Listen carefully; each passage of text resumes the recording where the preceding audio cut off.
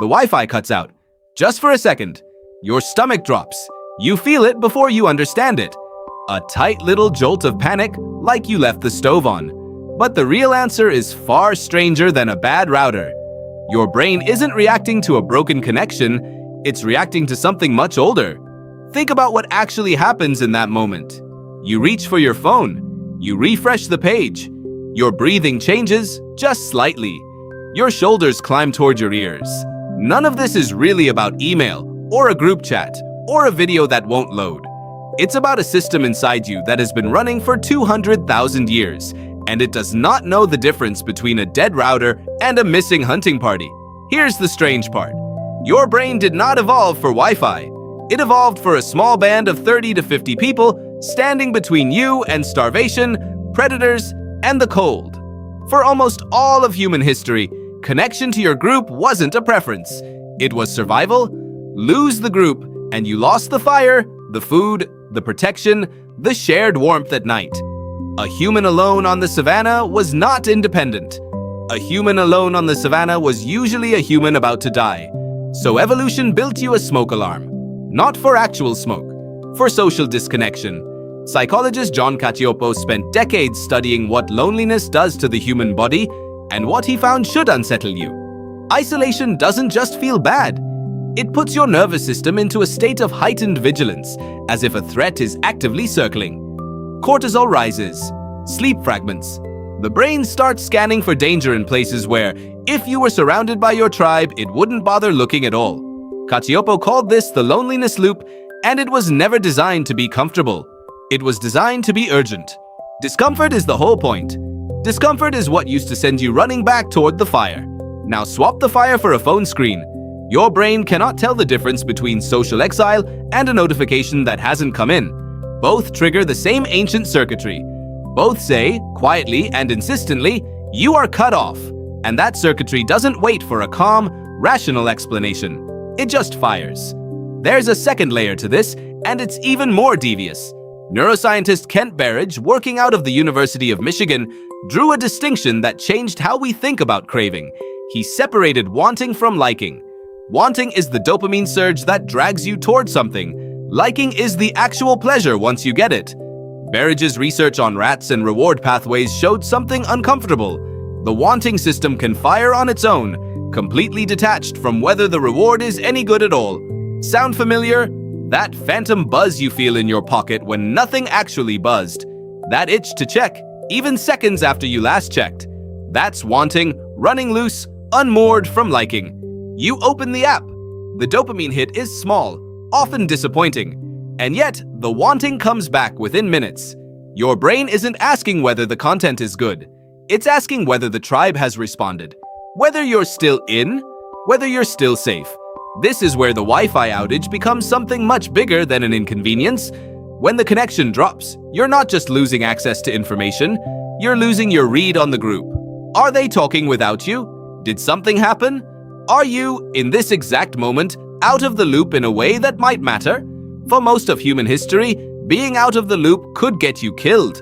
Anthropologist Robin Dunbar has spent his career studying how humans maintain social bonds at scale, and his research points to something remarkable. Long before language, before fire, before tools as we know them, primates bonded through grooming.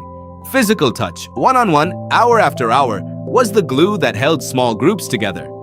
Dunbar's work suggests that language itself evolved partly as a shortcut. Gossip, in his framing, is just grooming at a distance.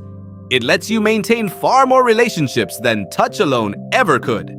Your phone, in this light, isn't a distraction from your ancestors' world. It's a wildly overclocked version of it.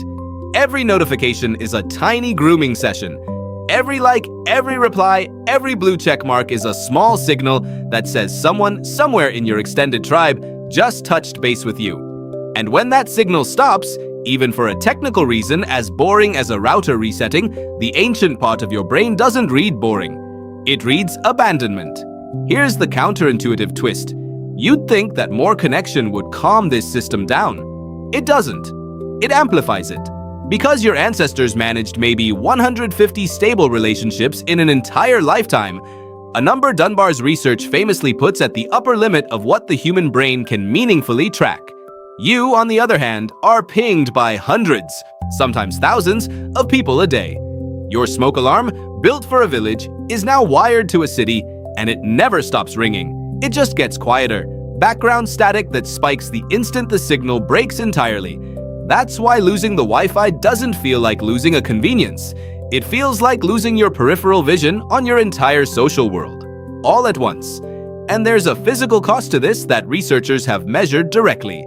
Studies on phone separation, including work out of the University of Missouri, found that when people were cut off from their phones, measurable anxiety increased, heart rate climbed, and performance on unrelated tasks got worse.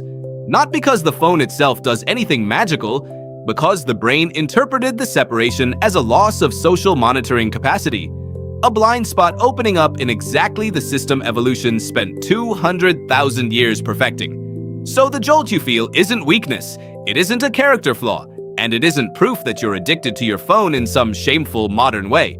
It's a very old alarm, doing exactly the job it was built to do in a world it was never built for. Knowing this changes what you can do about it. You can't switch off the alarm, it's load-bearing. It's the same system that once kept your ancestors bonded, protected, and alive. But you can stop mistaking its urgency for truth. The panic when the Wi-Fi drops is not a signal that something catastrophic has happened. It's an echo, a reflex tuned for a savanna, misfiring in a living room. Next time it happens, notice the jolt. Notice your shoulders rise, your thumb twitch toward the screen. And then notice something else. You are not alone on a plane, cut off from your tribe with the light fading. You are sitting in a room, in a world with more human connections statistically available to you than any generation in history has ever had. The fire didn't go out, just the router. And somewhere, underneath all that modern noise, a very old part of you is still standing watch, still checking the tree line for movement, still trying in its own clumsy way to keep you safe. Tonight, when the Wi-Fi cuts out, you'll feel that same jolt in your stomach. But now, you'll know exactly what it is, and exactly how strange it really is.